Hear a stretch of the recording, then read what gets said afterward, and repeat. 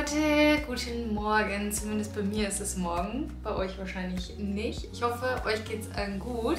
Ich habe schon so lange nicht mehr face-to-face mit euch gesprochen. Und ich dachte, ich zeige euch mal so ein bisschen, wie mein Leben momentan so aussieht hier. Wir befinden uns ja gerade in den Endzügen des Sommers. Wir sind ungefähr seit 3 oder 4 Wochen, lasst mich mal überlegen, wann sind wir zurückgekommen aus dem Urlaub? Ich weiß schon gar nicht mehr. Ja, wir sind schon 4 Wochen wieder aus dem Urlaub da, was völlig verrückt ist. Aus dem Urlaub habe ich euch ja die Vlogs hochgeladen, zumindest die ersten 3. Da folgen aber noch einige mehr, denn diese 3 Vlogs waren ja nur aus der ersten Urlaubswoche und wir waren ja 3,5 Wochen im Urlaub. Aber ich dachte, ich zeige auch mal so ein bisschen, was aktuell so bei mir passiert. Denn irgendwie sind echt schon wieder in den letzten 4 Wochen so viele krasse Sachen passiert. Es hat sich schon wieder so viel verändert, es gibt so viele News, wir haben so viele coole Unternehmungen gemacht und ich alleine auch. Ja, ich wollte euch einfach mal wieder so ein bisschen auf den neuesten Stand bringen. Heute ist Freitag und zwar der Freitag, bevor ihr dieses Video am Sonntag seht, der 24. März. Und ihr habt schon gesehen, dass ich heute morgens ein bisschen gearbeitet habe. Das ist meine momentane Morgenroutine. Ich stehe so zwischen 6:30 und 7 auf. Dann gehe ich erstmal auf den Balkon, gieße meine Pflanzen. Anschließend wird ein Video geschnitten. Ich bin, seit ich aus dem Urlaub wieder da bin, ganz gut dabei und schaffe es eigentlich auf meinen beiden Kanälen 2 Videos pro Woche hochzuladen. Das liegt aber natürlich daran, dass ich ultra viel gefilmt habe im Urlaub und quasi ein bisschen Reservematerial habe, das ich jetzt gerade aufarbeite. Wenn dann das Filmen natürlich auch noch dazu kommt, dann wird es ein bisschen stressiger. Und das bedeutet natürlich auch, dass ich an mindestens 4 Morgen die Woche oder 4 Tage die Woche schneiden werde. Und damit ich das für den Rest des Tages aus dem Weg habe, mache ich das immer gleich morgens. Um 7 Uhr sitze ich mich am Schreibtisch mit meinem Frühstück und erledige das. Und jetzt ist es gerade 10:30, fast 10:30. So lange dauert es ungefähr, so einen kurzen Vlog zu schneiden. Und als nächstes werde ich jetzt mal mit meinem Hund Gassi gehen. Und ich werde euch mitnehmen und euch so ein bisschen erzählen, was alles so passiert ist. Ach ja, und hier im Hintergrund könnt ihr gerade 2 Bilder sehen, die ich gemacht habe. Die werden nebeneinander aufgehängt und zwar habe ich die gemacht fürs Büro von meinem Mann, also nicht zu Hause, sondern tatsächlich in der Arbeit. Und das habe ich zuerst gemacht und das danach. Er wollte die quasi im gegensätzlichen Farbspektrum. Ich mag ja das Dunklere lieber, aber 2 gleiche waren quasi zu dunkel. Er wollte 2, die sozusagen umgekehrte Farben haben. Das heißt, die werde ich auch mal dann beiseite räumen und dann kann er die Tage mal mit in sein Büro nehmen. Genau, und ich habe jetzt gerade schon Zähne geputzt und jetzt werde ich mir mal noch eine andere Hose anziehen. Ich bin nämlich noch in Jogginghose. Und dann werden wir mal in den Park gehen mit dem Hund.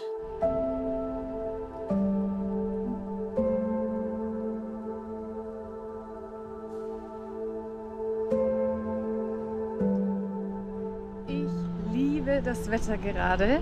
Es ist ja jetzt wie gesagt 10:30 und ich würde schätzen, dass wir so um die 23 Grad haben. Es ist einfach nur wunderschön. Es ist nicht mehr so krass heiß, also ich habe eine lange Stoffhose an, aber es ist immer noch richtig schön sommerlich. Perfekt. Am Nachmittag wird es auch noch richtig heiß, aber nachts wird es jetzt schon deutlich kühler.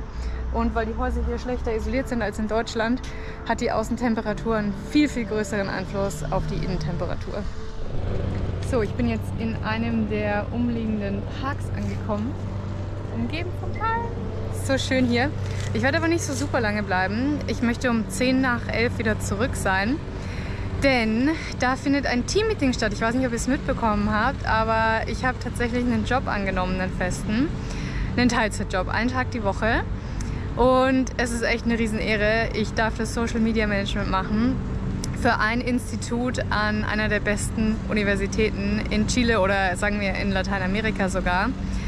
Richtiges Glück. Ja, einmal die Woche, immer freitags ist Teammeeting. Die letzten 2 Wochen war ich auch persönlich da. Dieses Mal bin ich jetzt nicht extra hingefahren, weil ich nicht so viel zu berichten hatte. Genau, also da möchte ich aber auf jeden Fall erreichbar sein und gegebenenfalls per Zoom teilnehmen, falls Sie noch irgendwelche Rückfragen an mich haben für die kommende Woche. Ja, richtig krass. Also ich hatte eigentlich nicht vor, den richtigen Job anzutreten, aber hier ist es auch ein bisschen anders. Also es ist so eine Mischung aus Selbstständigkeit und Anstellung. Ich habe einen festen Vertrag, aber ich schreibe dann Rechnungen. Es ist so eine Art wie Freelancer-Tätigkeit, würde ich sagen. Macht auf jeden Fall mega Spaß. Das Team ist ultra motiviert. Das ist eh irgendwie so krass, wenn man an der Uni arbeitet. Also es kommt natürlich darauf an, welche Uni, aber wie motiviert die Leute sind. Und jetzt ist meine Speicherkarte leider gleich voll, deswegen erzähle ich euch zu Hause mehr. Und oh Gott, es gibt noch so viel mehr zu erzählen, es ist so viel mehr passiert. In der Zwischenzeit würde ich euch mal eine Geschichte einblenden zu einer der krassesten Sachen, die ich in letzter Zeit gemacht habe. Ich bin in meinem Leben erst einmal auf einem Pferd gesessen und meine Erfahrung mit Pferden beschränkt sich abgesehen davon nur darauf, dass mir ein Pferd einmal ins Gesicht gebissen hat. Und über 1000 Ecken haben wir an einem Ausritt teilgenommen und es war mega. Ich blende euch mal das Videomaterial ein. Es war wirklich eine der schönsten Erlebnisse hier in Chile bisher und das möchte ich euch natürlich nicht vorenthalten. Also während ich wieder nach Hause laufe und bereit bin für dieses Meeting, könnt ihr euch anschauen, wie der Ausritt war. Na du? Na du?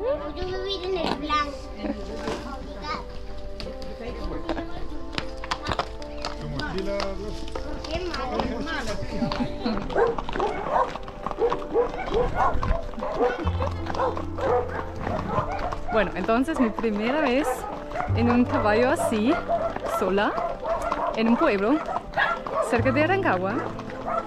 Vamos a ver.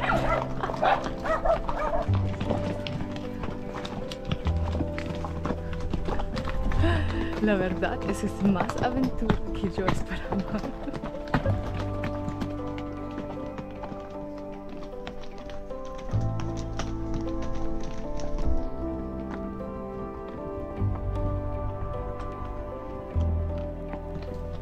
Vamos, absolutamente hermoso el paisaje.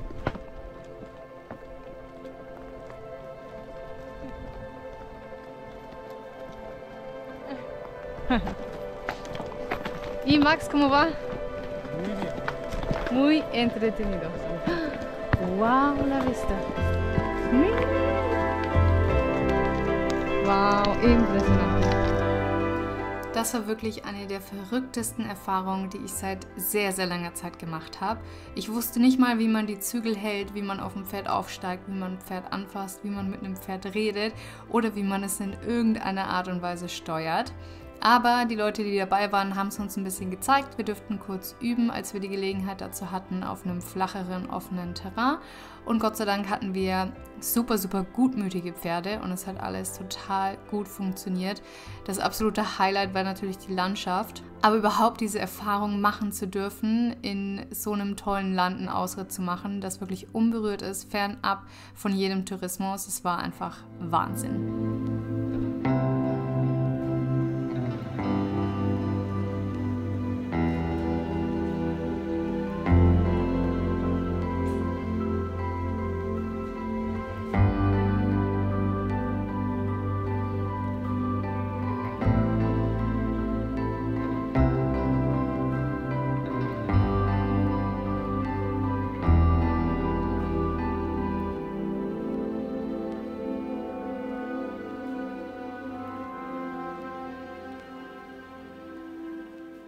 Okay, es ist jetzt 12:45 und tatsächlich wurde ich kontaktiert von der Koordinatorin auf Deutsch, Koordinatora in Spanisch. Und ich habe noch eine kleine Aufgabe bekommen, die heute noch fertig werden soll. Das werde ich auf jeden Fall jetzt dann gleich machen, aber erst mache ich mir kurz mein Mittagessen warm. Es ist nämlich schon 12:45 und dann mache ich das vielleicht nebenbei oder dann danach, je nachdem, wie gut ich auf dem Sofa zurechtkomme. So, hier haben wir einmal das Mittagessen, das ist der Rest von gestern. Das ist eine Art Gemüsepfanne mit Reis, mit einer Asia-Soße und Peanuts und so. Und das werde ich jetzt mal eben essen. Und danach habe ich noch andere krasse News für euch, die ich euch dann erzählen werde. Aber ich habe so Hunger, ich muss jetzt erst kurz essen. Ich musste mein Essen nochmal in die Mikrowelle tun, weil es noch nicht warm genug war innen. Und ich stand hier vor dem Spiegel und ich dachte mir so, muss ich euch jetzt zeigen. Also ich will eigentlich nicht angeben oder so, aber ihr wisst ja, dass ich mit Sport angefangen habe im Juli letztes Jahr und dann haben wir Torres del Paine gemacht und bla bla. Und ich habe jetzt eine Woche keinen Sport gemacht, aber ich hatte noch nie so eine sportliche Figur und ich finde es gerade richtig heftig. Also der Spiegel ist gerade ultra dreckig, aber schaut euch mal meinen Bauch an. Das ist einfach so heftig, ich hatte noch nie in meinem Leben so einen definierten Bauch. Und ich habe nicht mal irgendwie mit Absicht...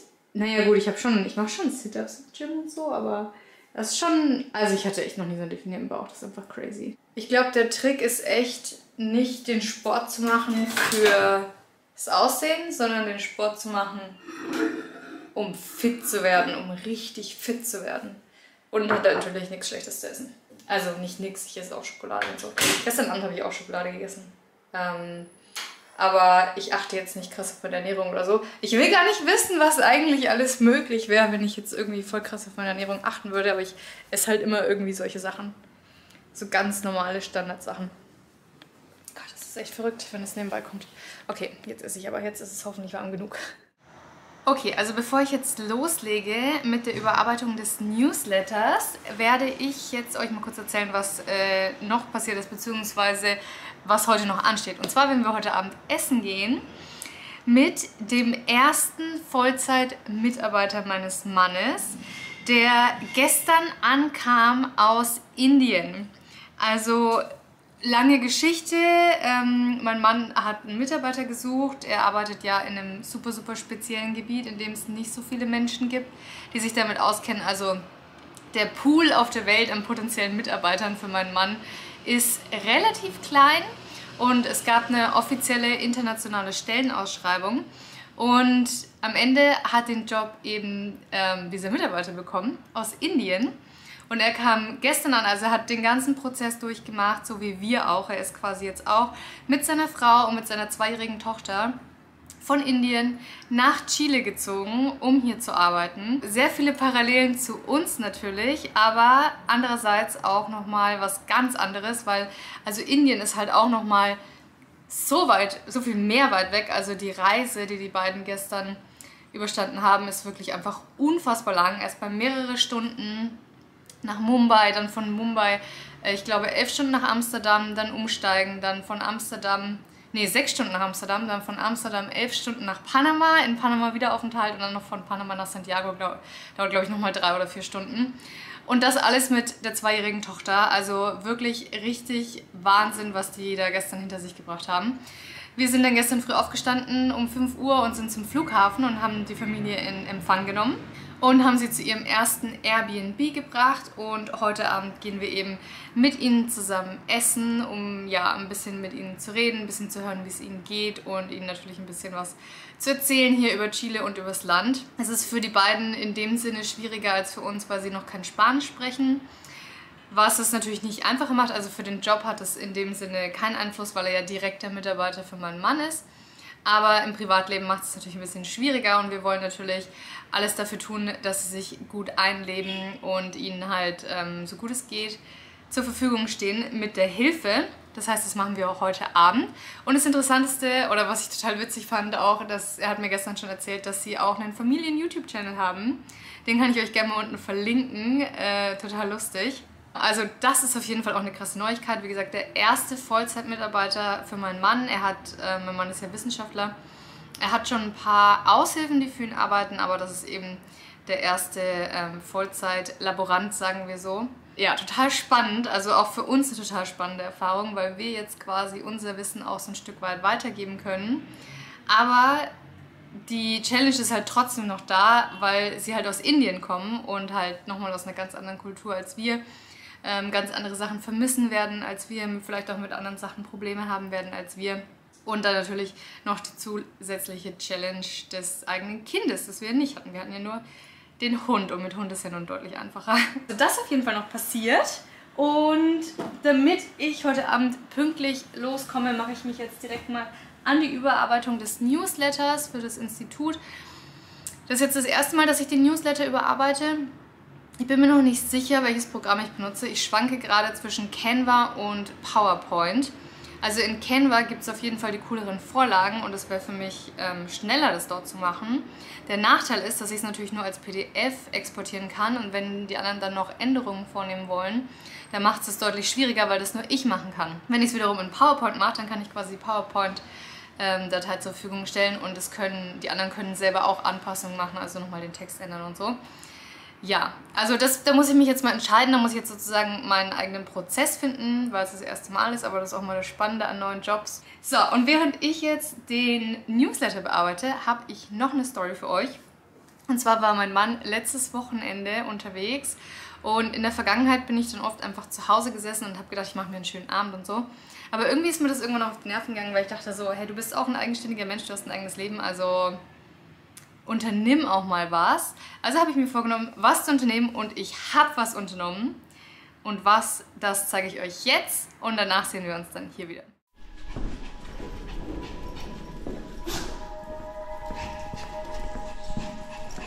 Hola, buenos días. Nein.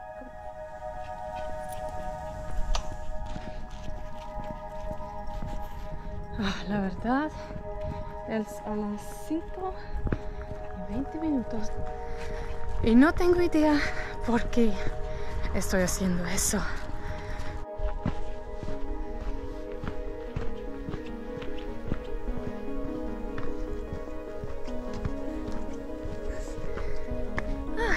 Todavía yo no decidí si voy a subir Manquehue o Manquejito, pero parece que soy la primera. Y es muy raro porque yo pensé que los fines de semana hay mucha gente que suben para ver el sol, ¿cachai? Pero parece que no.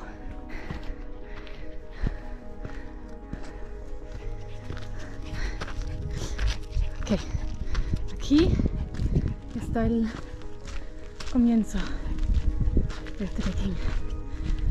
¿Por qué estoy haciendo estas cosas siempre? ¿Por qué? ¿Dónde está la entrada? Creo que aquí. ¿Cierto? Creo que aquí. Ya, vamos aquí entonces.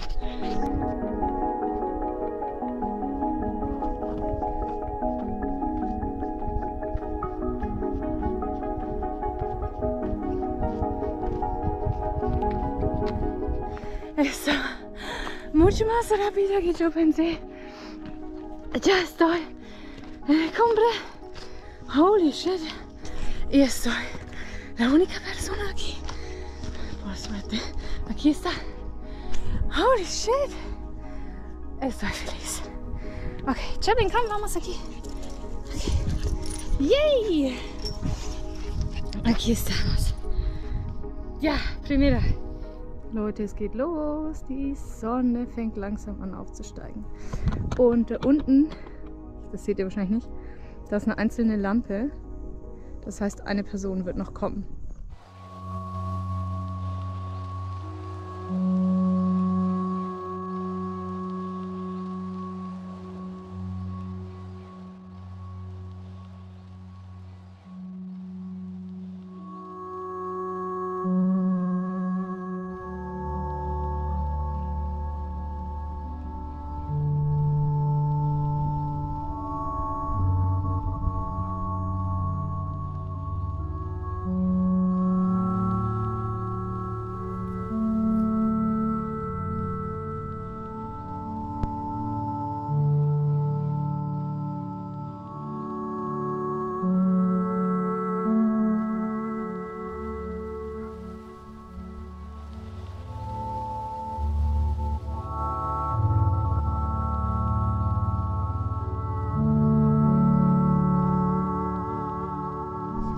Ya bajamos.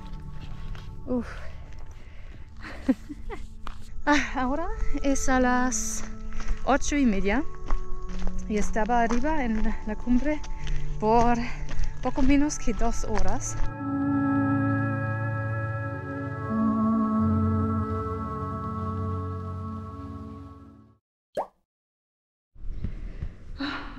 Okay, back to the game, nachdem ich jetzt ein paar Tage krank war. Das ist jetzt nicht so die Wahnsinnsleistung, aber besser als nichts. So, wie war Training bei dir? So, jetzt heißt es schnell duschen und dann müssen wir auch schon los zum Abendessen.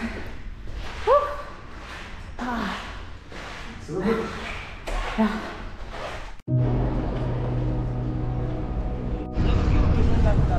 So, wir sind sind an der U-Bahn-Station angekommen und gehen jetzt zu der Wohnung und holen sie ab und schauen, dass wir noch die Waschmaschinen finden. Die sind anscheinend in dem Gebäude oben. Und dann zeigen wir ihnen nochmal, wie das funktioniert. Und dann gucken wir mal, wie wir essen gehen und wo, wann. Well, I've never been this high up in the city. Yeah, you still see snow here, so it's...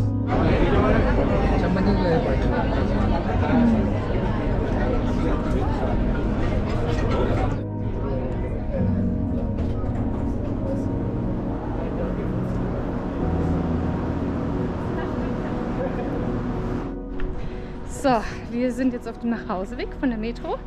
Wir haben sie alle gut wieder zu Hause abgesetzt. Max hat auch ein Gastgeschenk bekommen in einer schönen Tasche. Also die Tasche ist auch aus Indien. Das ist auch keine normale Tasche, sondern ist so eine richtig krasse Tasche mit so diesem Stoff und so. Muss ich mir dann daheim mal genau anschauen. War voll schön. Ich glaube, es hat ihnen gefallen. Es war, glaube ich, das erste Mal, dass sie so richtig aus dem Haus raus sind. Wir sind zum Plaza Union gefahren, da wo wir früher gewohnt haben im Airbnb und wo wir quasi die ersten Male, als wir in Chile waren, essen waren, weil wir die Atmosphäre da so schön finden. Und ich glaube, es hat ihnen gefallen, oder was meinst du? Ja, ich glaube, es hat ihnen ziemlich gut gefallen. Ja, also ich glaube, das Essen war ihnen zu lasch, weil es gibt halt hier einfach nichts in indischer Schärfe. Aber ansonsten, glaube ich, waren sie happy. Die Tochter war auf jeden Fall super happy auf dem Spielplatz. Genau, okay. So, dann gehen wir jetzt mal nach Hause. Und ja, vielen Dank fürs Zugucken. Wir sehen uns am Mittwoch wieder. Bis dann!